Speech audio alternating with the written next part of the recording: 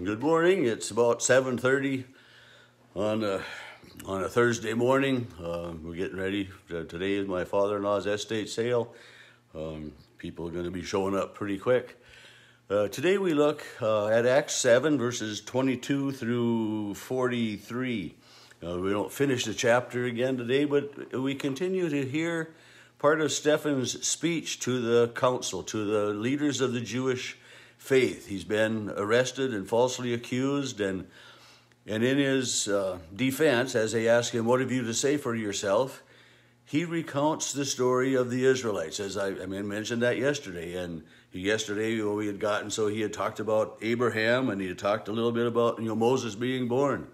And today continues as he speaks the story of Moses, a story that most of us know quite well as well, that he was rescued by Pharaoh's daughter. That was where we ended yesterday. And he spent the first 40 years of his life growing up in the palace, growing up as one of the elite of the Egyptians with the finest schooling, the finest foods, the finest clothing, but yet somehow he still remembered he knew of his heritage. And one day when he was 40 years old, it says that he went to check on the plight of his fellow Jews, and he saw an Egyptian oppressing one of them, beating him, for not working hard enough or whatever.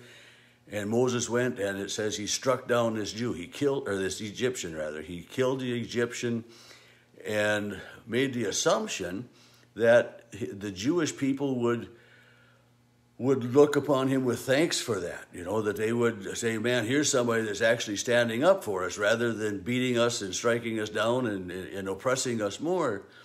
But it didn't happen quite that way. And then Luke reminds us that the next day, again, Moses went down to watch the Jews, and he found two of the Jewish workers arguing, quarreling among themselves, and he went to talk with them, and one of them said, "Are you going to kill me too, just like you killed the Egyptian yesterday?" And Moses realized that he wasn't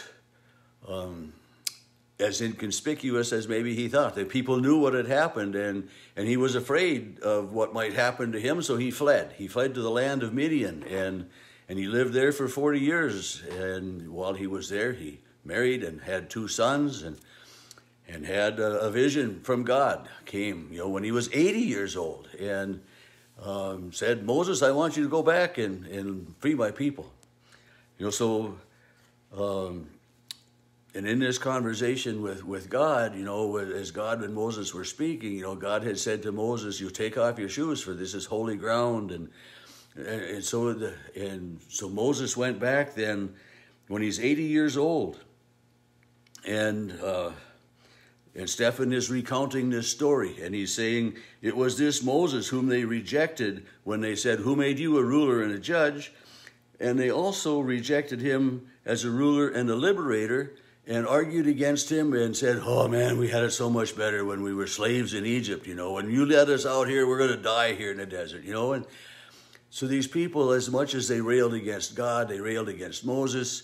And Stephen is, as I said yesterday, he's recounting this story, or these stories of the Jewish faith and the traditions of God leading and guiding them, reminding the people of how God has always been faithful, and pointing out that the Israelites, the Jewish people, continue to fall away from God. They'll follow for a while, and it's just like Moses is going to set them free. So, man, they gladly go. And then, they run out of water. They run out of food. And they complain and they bellyache. And because they complained and bellyached and railed against God, and while Moses was up on the mountain getting the 10 Commandments, what did they do? They built a golden calf and worshiped that and, fell away. So Stephen is recounting the history of the relationship between God and the Israelites. And he says about Moses, "This is the Moses who said to the Israelites, 'God will raise up a prophet for you among your own people as he raised me up.'"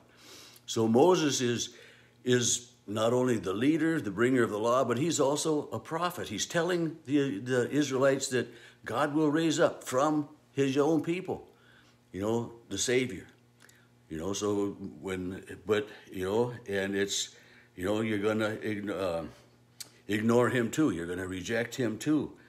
And, Stephen continues to tell the story, to recount the history, to again reiterate how faithful God has been and how faithless the Israelites have been.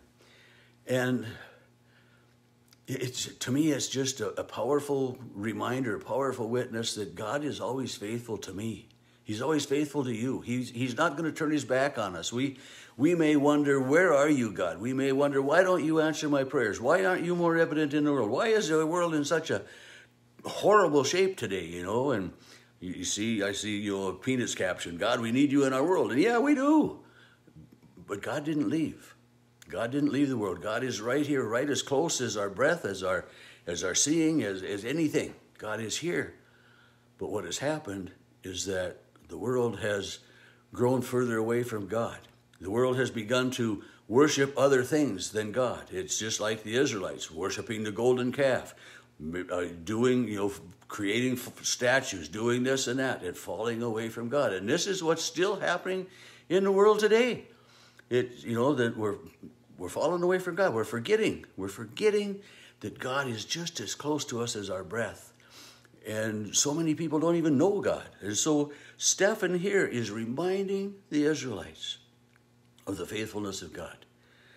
And he isn't, trying to defend himself and what he's been preaching, but in all of this, in all of his speech, he's pointing out that the Israelites continue to reject the messengers from God.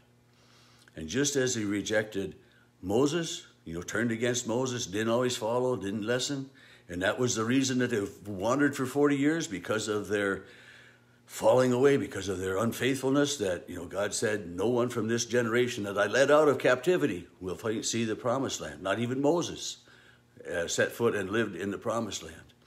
So Stephen is just reminding the people that, throughout countless generations, they have been unfaithful to God. They have killed the prophets. They have looked away from the prophets. And in our Old Testament, we have, quite a few books of prophets. There are 8 major prophets and 12 minor prophets, or something. Five major prophets and 8 minor prophets, but 12. So the numbers don't matter. But these prophets have been rejected by the people. They've been ignored by the people. And Stephen is, in his defense here, saying and pointing out how the Israelites continue to reject the messengers from God. Moses, Jesus, the prophets, and he's going to come out, basically now, me, Stephen. So, on this day and always, may you remember that God is as close as your breath, that we put unfair expectations, I think, on God, and we forget our own human limitations. But God continues to bless us. May you live today in that blessing.